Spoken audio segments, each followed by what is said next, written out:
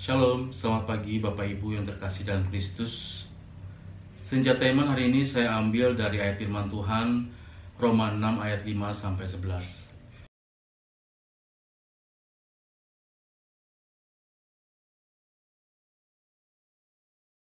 Mati bagi dosa, hidup bagi Allah.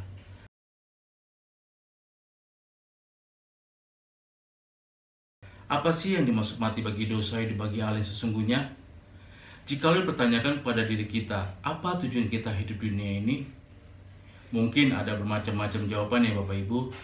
Misalnya untuk berkeluarga, untuk bekerja, untuk memiliki harta kekayaan, juga untuk memiliki prestasi, dan lain sebagainya.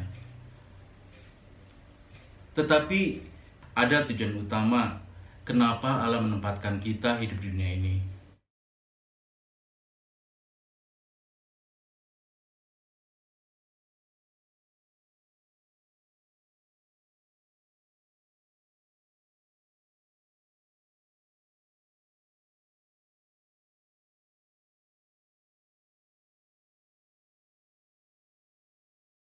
Jujur secara pribadi, masih banyak kekurangan saya.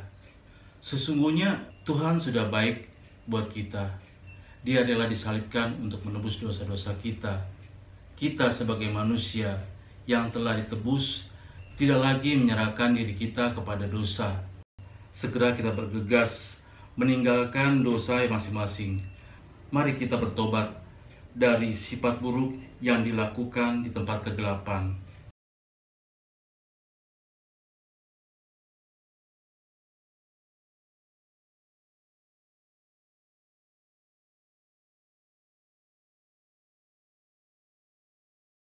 Nah, saudara, sebagai anak-anak Tuhan, setiap kita dipanggil untuk melayani Tuhan.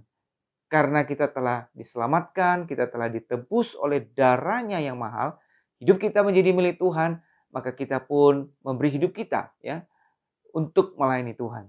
Nah, saudara, satu hal yang kita harus perhatikan bahwa kita pun juga dipanggil untuk melayani sesuai dengan talenta kita masing-masing. Ya. Bukan menurut kemauan kita semata-mata, tapi menurut pimpinan Tuhan dan menurut talenta yang Tuhan sudah percayakan kepada kita masing-masing. Kita akan membaca satu bagian firman Tuhan dari Lukas 8 ayat 1 hingga 3, demikian bunyinya. Tidak lama sesudah itu Yesus berjalan berkeliling dari kota ke kota dan dari desa ke desa memberitakan Injil Kerajaan Allah.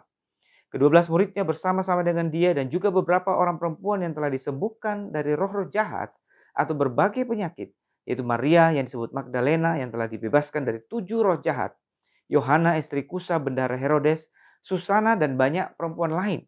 Perempuan-perempuan ini melayani rombongan itu dengan kekayaan mereka. Nah, saudara, kita melihat dalam bagian yang tadi kita baca tadi, dicatat bahwa Tuhan Yesus berkeliling memberitakan Injil ke berbagai kota dan desa di berbagai tempat. Tuhan Yesus datang ke dalam dunia ini, selama ia hidup di dunia ini, ia terus memberitakan firman, memberitakan Injil itu baik di desa maupun di kota, di berbagai tempat. Dan perintah itu ia masih berikan dan teruskan kepada kita, murid-muridnya, untuk terus memberitakan Injil. Dunia ini akan terhilang, dunia ini akan binasa kalau mereka tidak mendengar Injil dan menerima Kristus sebagai Tuhan dan Juru Selamat mereka. Dan sudah dalam bagian ini dicatat bagaimana ke-12 murid Tuhan ya selalu ikut bersama-sama dengan Yesus kemanapun Yesus pergi memberitakan Injil di desa-desa maupun di kota-kota. Hal ini mengingatkan kita bahwa murid-murid Tuhan itu dipanggil dan dilatih untuk mengikuti jejak Tuhan Yesus, untuk melakukan perintah Allah, untuk memberitakan firman Tuhan. Sehingga kita sebagai murid-murid Kristus pada zaman ini, kita pun juga dipanggil untuk mengikuti jejak Tuhan Yesus. Untuk mengikuti perintah Allah. Kemanapun Tuhan pergi, kita ikut. Kemanapun Tuhan mengarahkan kita dan mengutus kita, kesitulah kita juga mentaati Tuhan. Nah, saudara, kemudian kita melihat bahwa selain ke-12 murid tadi, juga ada sekelompok wanita yang menyertai rombongan itu. Ya. Dan mereka, siapakah mereka? Mereka adalah orang-orang yang sudah mengalami pertolongan Tuhan. Sehingga mereka pun memberi hidup mereka untuk melayani Tuhan. Melalui menyertai rombongan ini. Dan melayani rombongan ini. Dan saudara, kita melihat satu prinsip bahwa orang-orang yang sudah mengalami anugerah Tuhan. Maka mereka digerakkan untuk melayani Tuhan. Demikian juga kita sebagai orang-orang yang sudah mengalami anugerah Tuhan, kita diingatkan bahwa kita harus dengan hati yang bersyukur juga mau melayani Tuhan.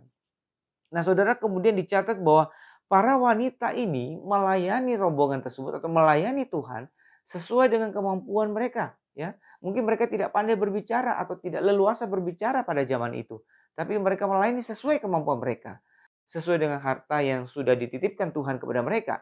Begitulah mereka melayani Tuhan dan membantu rombongan itu melakukan perjalanannya.